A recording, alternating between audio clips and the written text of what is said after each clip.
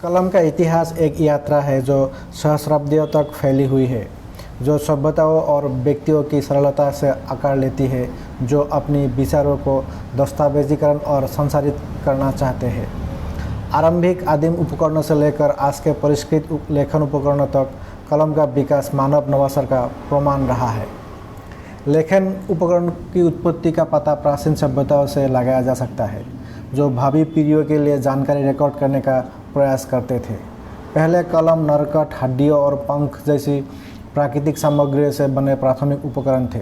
उदाहरण के लिए प्राचीन मिस्रवासी पेपिरस पर लिखने के लिए, ब्रास बनाने के लिए पतली सरकंडों का उपयोग करते थे। पेपिरस पौधे के तने से बने कागज़ जैसी सामग्री, ये प्रारंभिक लेखन उपकरण बुनियादी संसार के लिए प्रभावी थे, लेकिन उनमें स्थायित्व और परिष्कार का अभाव था। अगला महत्वपूर्ण विकास मध्यकाल के दौरान क्विल पेन के आविष्कार के साथ हुआ। क्विल आमतौर पर गीज या हंस जैसे पक्षियों के पंख से बनाई जाती थी। उन्हें सावधानी से काटा जाता था और एक नुकीली नीब का आकार दिया जाता था। यह नीब जब स्याही में डुबाया जाता था तो अधिक नियंत्रित और सटीक लेखन के लिए अनुमति देता था। क्विल पेन ने पूरे यूरोप और उसके बाहर लोकप्रियता हासिल की, जो सदियों से मानक लेखन उपकरण बन गया। हालांकि उन्हें अभी भी बार बार स्याही में डुबाने की आवश्यकता होती थी, जिससे उनकी सुविधा सीमित हो जाती थी। 19वीं सदी एक परिवर्तनकारी नवाचार लेकर आई, फाउंटेन पेन। 1809 में रोमानियाई आविष्कारक पेट्रासे पोएनारो के फाउंटेन पेन के शुरुआती संस्करण के लिए पेटेंट प्राप्त हुआ।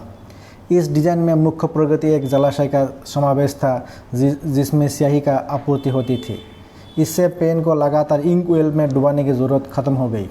अगले कुछ दशकों में विभिन्न आविष्कारों ने रिसाव और असंगत स्याही प्रवाह जैसे मुद्दों को संबोधित करते हुए फाउंटेन पेन के डिज़ाइन को परिष्कृत किया।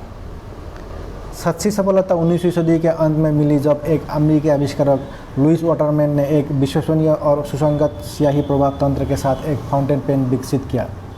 वाटरमैन के आविष्कार में कागज़ पर स्याही के प्रवाह को नियंत्रित करने के लिए एक कोशिश किया और एक वायुरोधी सील का उपयोग किया गया था। इस नवाचार ने आधुनिक फाउंटेन पेन उद्योग के जन्म को चिह्नित किया और वाटरमैन का डिज़ाइन बाद के सुधारों का खाका बन गया। 20वीं सदी में कलम प्रौद्योगिकी में और अधिक सुधार और विविधता देखी गई। 1930 के दशक में बॉल पॉइंट पेन या बीरो का आविष्कार हंगेरियन अर्जेंटीना के पत्रकार लाज़लो बीरो ने किया था। बीरो की कलम की नोक में एक छोटी सी गेंद का उपयोग किया जाता था, जो कलम को हिलाने पर घूमती थी, जलाशय से स्याही उठाती थी और उसे कागज़ पर जमा करती थी। बॉल पॉइंट पेन के महत्वपूर्ण फायदे थे। इसे लगातार भरने की आवश्यकता नहीं होती थी, यह कम गंदा था और सतहों की एक विस्तृत श्रृंखला पर लिखा सकता था। जैसे जैसे प्रौद्योगिकी उन्नति हुई, वैसे वैसे कलम उद्योग भी विकसित हुआ। 20वीं सदी के मध्य में रोलर बॉल पेन का उदय हुआ, जिसने फाउंटेन पेन का सहज स्याही प्रवाह को बॉल पॉइंट पेन की सुविधा के साथ जोड़ दिया। रोलर बॉल पेन में पानी आधारित तरल या जेल स्याही का उपयोग किया जाता है, जो पारंपरिक बॉल पेन की तुलना में अधिक सहज लेखन अनुभव प्रदान करता है। 20वीं सदी के अंत में डिजिटल क्रांति ने लोगों के संचार करने और जानकारी दर्ज करने के तरीके को नया आकार देना शुरू कर दिया। कंप्यूटर और स्मार्टफोन के प्रचलन के बावजूद पेन उद्योग ने अनुकूल और नवाचार करना जारी रखा।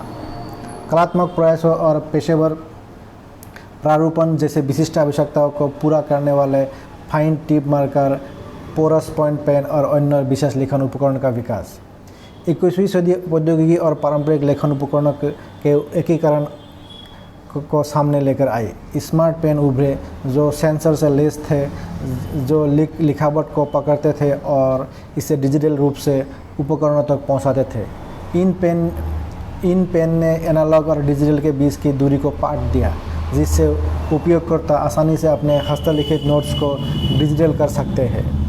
हाल के वर्षों में 3D प्रिंटिंग तकनीक ने जटिल कस्टम डिज़ाइन किए गए पेन के निर्माण की भी अनुमति दी है। पारंपरिक शिल्प कौशल और आधुनिक नवाचार का यह मिश्रण एक कार्यात्मक उपकरण और मानव सभ्यता के प्रतीक दोनों के रूप में कलम के स्थायी आकर्षण का दर्शाते हैं।